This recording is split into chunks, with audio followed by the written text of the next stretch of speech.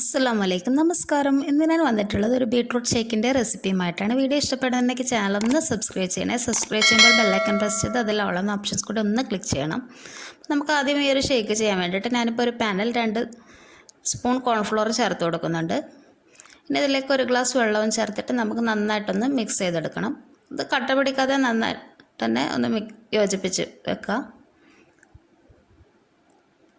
അതിനുശേഷം നമുക്കിതിലേക്ക് ഒരു ചെറിയ ബീട്രൂട്ടിൻ്റെ പകുതി ഭാഗമാണ് ഞാൻ ചേർത്ത് കൊടുക്കുന്നത്. ഞാനിപ്പോൾ ചെറുതായി മുറിച്ചെടുത്തിട്ടാണ് ചേർക്കുന്നത്. ഗ്രേറ്റ് ചെയ്തിട്ട് ചേർക്കുന്നതാണ് ഒന്നുകൂടി നല്ലത്. ഇനി നമുക്കിതിനെ അടുപ്പിൽ വെച്ചിട്ട് ലോ ടു മീഡിയം ഫ്ലെയിമിൽ നന്നായിട്ടൊന്ന് കുറുക്കിയെടുക്കണം. ഇപ്പം കണ്ടില്ലേ, ബീട്രൂട്ടിൻ്റെ കളറൊക്കെ നന്നായിട്ട് വരുന്നുണ്ട്. നല്ല അടിപൊളി കളറായിട്ടൊക്കെ കിട്ടുന്നുണ്ട്. ഇതൊരു ജെൽ കൺസിസ്റ്റൻസി ആയിട്ട് വരുന്നുണ്ട്. ഇപ്പം ഞാനിതിലേക്ക് ഒരു 1/2 ഗ്ലാസ് വെള്ളം കൂടി ചേർത്ത് കൊടുക്കുന്നുണ്ട്.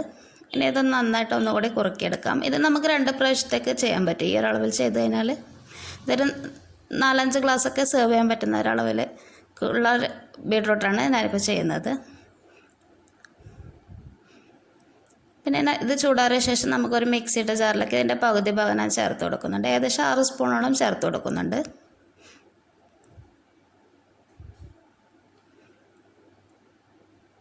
പിന്നെ ഞാനിതിലേക്ക് ഒരു 4 സ്പൂണോളം മിൽക്ക് മേഡാണ് ചേർത്ത് കൊടുക്കുന്നത്.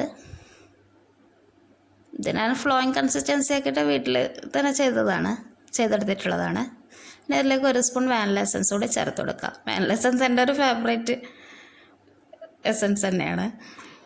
പിന്നെ ഇതിലേക്ക് 2-3 ഐസ് ക്യൂബ്സ് ഇട്ട് കൊടുക്കുക. പിന്നെ ഒരു 6 മുതൽ 8 സ്പൂൺ വരെ നമ്മുടെ മധുരത്തിനനുസരിച്ചിട്ടുള്ള പഞ്ചസാര കൂടി ചേർത്ത് കൊടുക്കാം. പിന്നെ ഇന്ന് നന്നായിട്ടൊന്ന് ബ്ലെൻഡ് ചെയ്തെടുക്കണം. ഈ ഒരു ഷേക്ക് നല്ല അടിപൊളി ടേസ്റ്റാണ് കേട്ടോ. എല്ലാവരും ഇതൊന്ന് ട്രൈ ചെയ്ത് നോക്കണം.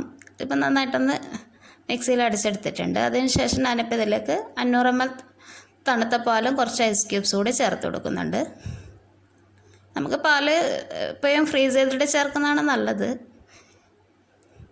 അപ്പം നമ്മുടെ അടിപൊളി ബീട്രൂട്ട് ഷേക്ക് റെഡി ആയിട്ടുണ്ട്. എല്ലാവരും ഇത് ട്രൈ ചെയ്ത് നോക്കണം. നല്ല സൂപ്പർ ടേസ്റ്റാണ്. നിങ്ങൾ ട്രൈ ചെയ്ത് നോക്കിയിട്ട് അഭിപ്രായങ്ങളൊക്കെ അറിയിക്കണം. Thank you for watching.